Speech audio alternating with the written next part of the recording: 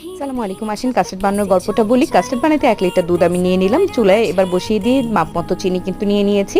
তো আমি একটু মিষ্টিটা বেশি খেতে পছন্দ করি, যে যা মাপ মতো নেবেন। এটা রেডিমেড কাস্টার্ড পাউডার, আমি লিকুইড পানির মধ্যে কিন্তু ৩-৪ চামচ কাস্টার্ড পাউডার গুলিয়ে মিলিয়ে দিলাম।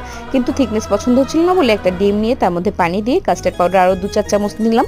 তো তারপরে মিলানোর পরেও যদিও থিকনেস পছন্দ হচ্ছিল না, আমি চাচ্ছিলাম আরও থিক যেন হয়, দুধটা ঘন হয়, কিন্তু হচ্ছিল না কোনোভাবেই। তো আপনারা যদি আরও কোনোভাবে করে থাকেন আমাকে ট্রিক্সটা জানাবেন যে কীভাবে করে থাকেন।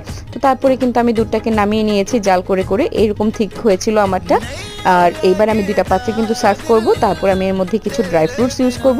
আর আমি ফল হিসেবে নিয়েছিলাম আপেল, কলা, আম, যেগুলো আমি তখনই মিলাইনি, কারণ মিলালে কিন্তু পানি উঠে যায়। তো যখন খাবো তখন জায়গায় নিয়ে নিয়ে ডিশে নিয়ে নিয়ে মিলিয়ে মিলিয়ে খাবো, এই জন্য রেখে দিয়েছি। একটা বক্স যাচ্ছিল হচ্ছে আমার আরাফাতের দাদার বাসার জন্য, তো সেটার জন্যই আলাদা করে এই ফ্রুটসগুলো সাইড করে রেখেছিলাম। কেমন হয়েছে বলতে পারেন। Thank you, bye by.